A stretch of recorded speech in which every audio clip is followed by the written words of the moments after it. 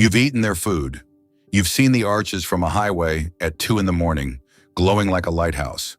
McDonald's is the most famous restaurant on earth. 40,000 locations, a clown, a happy meal, a symbol of America itself. And almost everything you believe about it is a carefully built lie. Here's the first crack in the story. The man whose face is on the founder's chair, the man history calls the founder of McDonald's, Ray Kroc, did not invent McDonald's. He didn't invent the menu, the kitchen, the speed, the system, or even the name. Two brothers did. Two brothers you've probably never heard of. And by the time Ray Kroc was finished, those two men had been erased from their own creation, cheated out of a fortune that today would be worth hundreds of millions of dollars a year.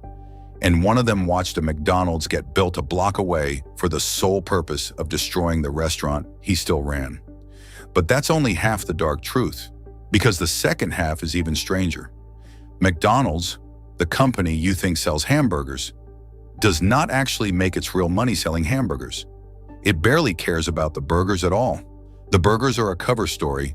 Underneath the clown and the fries and the Happy Meals is one of the largest, coldest, most ruthless real estate empires on the planet. McDonald's was never really a burger company. It's a landlord wearing a clown costume, and this is the story of how it got that way, built on a betrayal that its own name still carries. Chapter 1. The Salesman and the Machine. Let's start with the two men the story tried to forget. Richard and Maurice McDonald, Dick and Mac, two brothers in San Bernardino, California, who in 1948 did something quietly revolutionary. They looked at the standard American restaurant. Slow, with waitresses, big menus, dishes, delays, and they tore it down to the studs. They cut the menu to almost nothing. Burgers, fries, drinks. They ripped out the seating, and they redesigned the kitchen like a factory floor, where each worker did one tiny task over and over. One person grills, one person dresses the bun, one person bags, an assembly line for food. They called it the speedy service system. It was genuinely one of the most important inventions in the history of business. It is the reason fast food exists. Every drive-through, every value meal, every food court on earth is a descendant of what two brothers built in a California parking lot. The McDonald brothers didn't just open a restaurant, they invented an entire industry. And their little store was a phenomenon, lines around the block. So successful that people came from across the country just to copy it. One of those people was a 52-year-old salesman named Ray Kroc. Now understand who Kroc was at this moment, because the myth gets this exactly backwards. Kroc was not a visionary tycoon. He was a tired, struggling, traveling salesman who sold milkshake machines, multi-mixers, and business was bad. Then he noticed something strange. One little restaurant in San Bernardino had ordered 8 of his mixers, enough to make 40 milkshakes at once. He had to see what kind of madhouse needed that much power. So he drove out west, stood in that parking lot, watched the brothers' machine hum, and something in him lit up. But here's the crucial fact, the one the founder myth is built to hide. Ray Kroc walked into a finished invention. The system was done. The brothers had already built the future. Kroc didn't create the thing. He simply saw, faster and more ruthlessly than anyone, what it could become if it were copied 1,000 times over. And that's lesson 1, and it echoes through every chapter of this story. The person who invents something and the person who ends up owning it are very often not the same person. And history almost always remembers the owner, not the inventor. The brothers made the machine. Kroc made sure his name was on the door. Those are completely different skills, and only one of them writes the history books. Kroc convinced the brothers to make him their franchising agent, the man who would spread McDonald's across America. And for a while, it was a partnership. But Kroc grew frustrated. The brothers were cautious. He wanted to move fast. They were comfortable. He was hungry. And slowly a thought took hold in Ray Kroc's mind. He didn't want to work for the McDonald brothers anymore. He wanted to own them. By 1961, Ray Kroc had had enough of sharing. He wanted the whole thing, the name, the system, the future, and he wanted the brothers gone. So he asked them the fateful question, what would it take to buy you out completely? The brothers talked it over and named a number. They wanted $2.7 million, enough after taxes to walk away with about $1 million each, a fortune in 1961. They also reportedly wanted one more thing, sealed not on paper but with a handshake. A small ongoing royalty, half of 1% of the company's sales, forever. A thank you in perpetuity for having invented the entire thing. When Kroc heard the $2.7 million price, the story goes that he was apoplectic. He didn't have it. He had to scramble, borrowing heavily at brutal terms to raise the money. He was furious that the men who invented it dared to charge him for it. But he paid, and the deal was done. Now watch what happened to that handshake. The 0.5% royalty, the one thing that would have tied the brothers to their creation forever, the one thing that would have made them rich beyond imagination as McDonald's exploded across the planet, was never written into the final contract. It lived only in a handshake, and Ray Kroc simply never paid it. The brothers, according to their own family, got nothing beyond the one-time check. Let me show you the true size of what that handshake was worth, because this is the number that should stop you cold. Half of 1% sounds tiny, but today McDonald's restaurants around the world sell well over $100 billion of food every single year. Do the math on that handshake. 0.5% of $100 billion is more than $500 million a year, every year, forever. Read that again. The brothers who invented fast food, who built the entire machine, sold it for $2.7 million one time, and the handshake they were cheated out of would today be worth over $500 million annually. It is one of the most lopsided deals in the history of American business. They gave away the future for the price of a nice retirement, and the man who took it made sure the one promise that mattered was never written down. And here's lesson 2, and it is expensive. If it isn't in the contract, it does not exist. Not the handshake, not the promise, not the "don't worry, I'll take care of you." A deal is only the words on the page, enforced by people who may not wish you well. The McDonald brothers trusted a handshake with a man who had already decided to own them. The most important 0.5% in business history evaporated the moment the ink dried. But if Kroc didn't get rich selling cheap burgers, and the margins on a 15-cent hamburger are almost nothing, then how did he build an empire? The answer is the real secret of McDonald's, and it has nothing to do with food. In the early years, McDonald's was growing fast and making almost no money. This is the part the Golden Arches never advertise. Selling franchises and a few pennies of margin on cheap burgers was not building a fortune. Ray Kroc was expanding a company that was, financially, running on fumes. Then a quiet financial man named Harry Sonneborn looked at the books and told Ray Kroc the single most important sentence in the entire history of McDonald's. I'm going to paraphrase his real words. "We are not in the hamburger business. We are in the real estate business. The only reason we sell hamburgers at all is that they're the best way to generate the revenue our tenants use to pay us rent." Sit with that. The financial architect of McDonald's said, out loud, that the burgers were almost beside the point. The actual business he wanted to build was landlord. Here's how the machine works, and once you see it, you can never unsee those golden arches the same way again. McDonald's does not just sell you a franchise and wish you luck. First, McDonald's finds the location, then McDonald's buys the land in the building, or locks up a long lease on it, and then McDonald's turns around and leases that property to the franchisee, the person who actually runs your local McDonald's, at a markup. In the early days, that markup was around 20% on top of the cost. Later, it climbed toward 40%. So think about what the franchisee actually signs up for. They pay McDonald's a fee to use the name. They pay McDonald's a royalty, a cut of every single sale forever. And on top of all of that, they pay McDonald's rent marked up every month. Plus the taxes, plus the insurance, plus the upkeep. The person flipping the burgers takes almost all the risk and does almost all the work. And McDonald's, the landlord, collects from them 3 different ways whether the store has a great year or a terrible one. Now let me give you the number that proves this isn't a theory. In a recent year, McDonald's collected about $13 billion from its franchisees. And here's the breakdown. Only about a third of that, roughly $4.5 billion, was the royalty, the cut for the brand, and the burgers. The other 2/3, about $8.5 billion, was rent.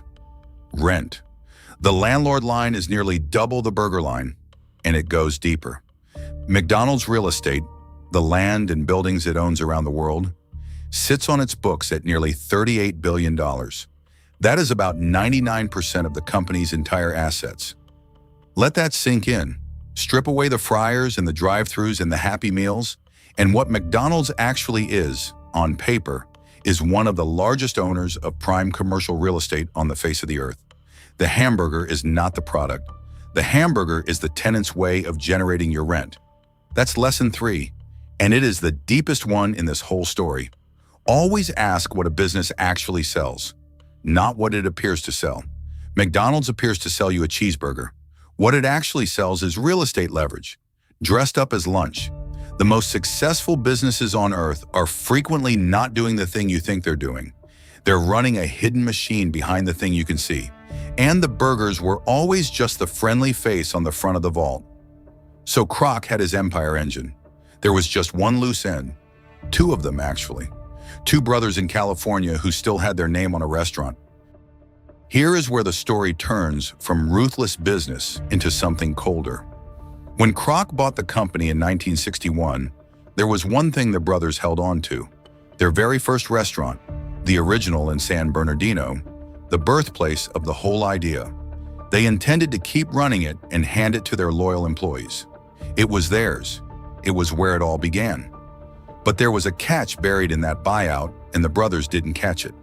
When they sold the company, they had also given up the rights to the McDonald's name itself, which meant that the McDonald brothers were no longer legally allowed to call their own original restaurant McDonald's.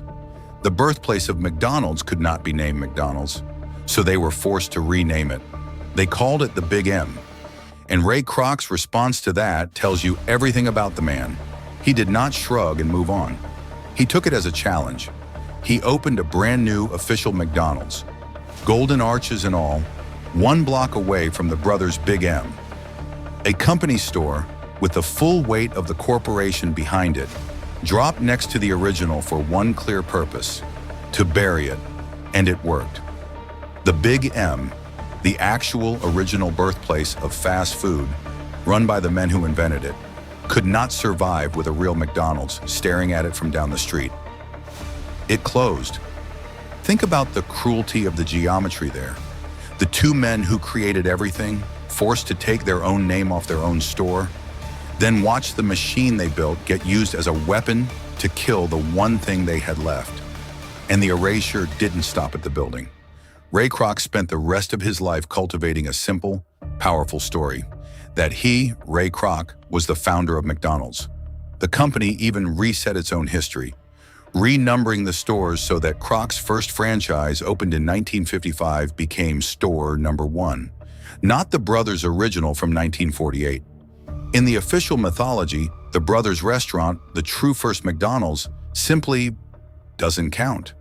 The founder became the man who bought it, and the founders became a footnote, which is lesson 4, and it's the darkest kind of business truth.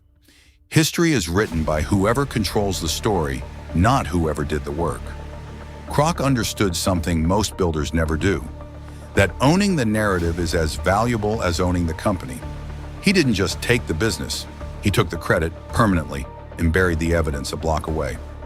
So that's the human cost. Now let's talk about the millions of people still living inside the machine Kroc built.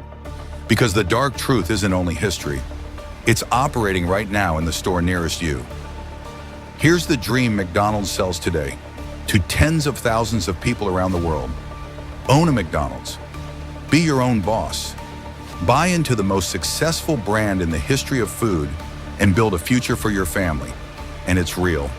Some franchisees do very well, but look closely at what a franchisee actually is, and you'll find the same machine, still running, still tilted exactly the way Kroc tilted it. When you own a McDonald's, you do not, in most cases, own the most valuable thing about it, the land. McDonald's owns or controls that. You are functionally a tenant. You pay to use the name. You pay a royalty on everything you sell. You pay rent, marked up, to your own franchisor. You pay for the renovations they require, the equipment they specify, the standards they enforce. You take the risk. You work the 18-hour days. You deal with the staffing and the customers and the broken ice cream machine. And McDonald's, sitting above you as landlord and brand owner and rule maker, collects from you no matter what. And here is the quiet leverage that Sonneborn's design gave the corporation, the sharpest tooth in the whole machine. Because McDonald's often controls the leash, it holds a power most brands can only dream of. Step out of line, underperform, or simply become inconvenient, and the company doesn't just have opinions about your business, it can decline to renew the lease on the very ground your restaurant stands on. The landlord relationship isn't a detail, it's a leash. It is the thing that keeps 40,000 independent operators marching in perfect, identical lockstep. That's lesson 5, and it's the one to carry out of this whole story into your own life. Know whether you're the owner or the tenant. In every deal, every partnership, every opportunity, someone owns the ground and someone merely stands on it. And the person who owns the ground sets the rules and keeps the wealth. McDonald's built the most profitable version of that arrangement ever created. The franchisee gets the apron and the risk. McDonald's keeps the land, the name, and the leash. So let's total up the dark truth and lay the original McDonald's on the table. Let's be clear-eyed about what this episode is. McDonald's, the corporation, did not die. It is one of the most successful companies that has ever existed, a real estate empire generating tens of billions of dollars, still growing, still glowing on the horizon at 2 in the morning. But something did die, and it deserves its autopsy. The original McDonald's, the real one, the brothers one, the birthplace in San Bernardino, is gone, killed deliberately by a McDonald's built a block away specifically to destroy it. Dick and Mac McDonald, the two men who invented fast food, who designed the machine the entire planet copied, walked away with a one-time check and a handshake that was never honored. They watched their name become the most valuable brand on earth and received not 1 cent of the fortune it threw off. The 0.5% they were promised, worth today more than $500 million a year, vanished into a handshake with a man who had already decided they didn't matter. And Ray Kroc? Ray Kroc died a billionaire, celebrated as a great American founder, the founder of a company he did not found, selling a product that was never really the product. So here is the autopsy report and the lesson that ties this whole dark story together. We are taught to admire the visible thing, the famous brand, the great man, the golden arches. But the truth of a business almost always lives in the part you're not supposed to look at, the contract nobody wrote down, the real estate behind the restaurant, the inventor whose name got taken and whose story got buried. McDonald's is the most famous restaurant on earth, and it barely sells restaurants. It's named after two men who got almost nothing, and its founder didn't found it. Everything you can see is the costume. The machine is behind it, and the machine was always about the land. Out of business, the Big M, the McDonald Brothers' original restaurant, closed around 1970. Cause of death, the man who bought their name, then built a McDonald's next door to bury it. The brothers invented the future and sold it for the price of a comfortable retirement. The man who took it became a legend. And the golden arches you'll drive past tonight are not a burger stand. They're a landlord sign, standing on land the person inside doesn't own. Which leaves one uncomfortable question the next time you're handed a paper bag through a window. Whose empire did you just pay rent to? Some businesses die from fraud. Some die from their own rules. And some, like this one, aren't even the business they pretend to be. Ice cream looks like pure joy and is secretly one of the most brutal businesses on earth. For the exact same reason, the product is never the point. That story is on this channel. Why ice cream is tough business. Watch it next.